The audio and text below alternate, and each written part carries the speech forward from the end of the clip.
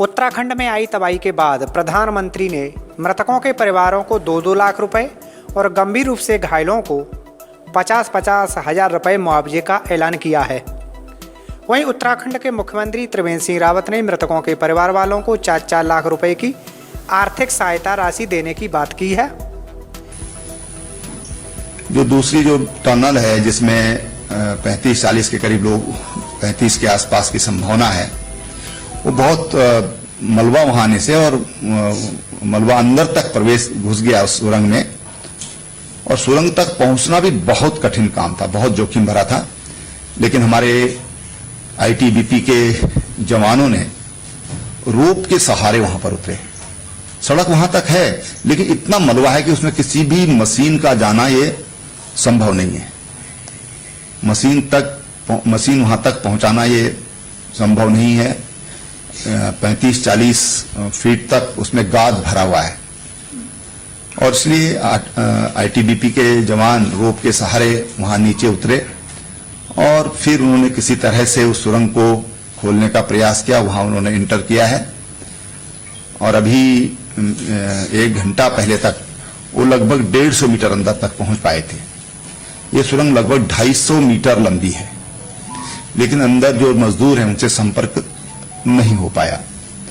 हमारी सेना के लोग वहां पर पहुंच गए हैं। एनडीआरएफ की टीम एक दिल्ली से यहां पहुंची है।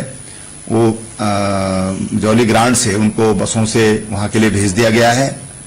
कुछ लोग एनडीआरएफ के कल और वहां पर आएंगे। मेडिकल फैसिलिटीज की दृष्टि से वहां पर आर्मी के, पैरामिलिट्री फोर्सेज की और हमारे जो स्टेट के डॉक्टर की सीएमओ स्वयं वहां पर कैंप किए हुए हैं, जिलाधिकारी वहां पर कैंप किए हुए हैं, एसपी वहां पर कैंप किए हुए हैं, और मेरे साथ यहां से डीआईजी गढ़वाल और कमिश्नर गढ़वाल, हम सब ने वहां का पहले हमने उसका एरियल सर्वे किया, और उसके बाद रोड से हम रेणी गांव तक जहां तक जाया जा सकता है वहां तक हमने स्वयं साइट पर जाकर उसका जायजा लिया है। एसडीआरएफ की एक 60 लोगों की टीम विद इक्विपमेंट्स वो वहां पर पहुंच गई है। एक मोटरेबल पुल जो रेणी गांव में था, जो दोनों रेणियों को जोड़ने वाला था, और 4 अन्य छोटे पुल, झूला पुल हम उनको कह सकते हैं, वो क्षतिग्रस्त होने से ऋषिगंगा का जो दाहिना हिस्सा है उधर और धौली गंगा का जो एरिया है उसमें अभी बाई रोड अभी उसका संपर्क टूट गया है।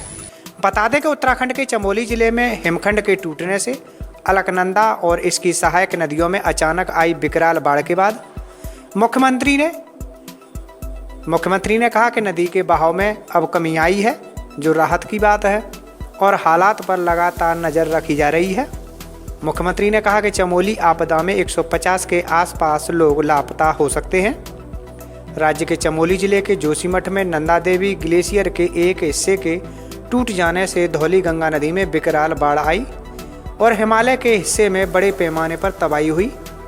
आईटीबीपी के एक प्रवक्ता ने तपोवन रैनी में एक विद्युत परियोजना प्रभारी को उद्धृत करते हुए कहा कि परियोजना में काम करने वाले 150 से ज़्यादा मजदूरों की मौत की आशंका है।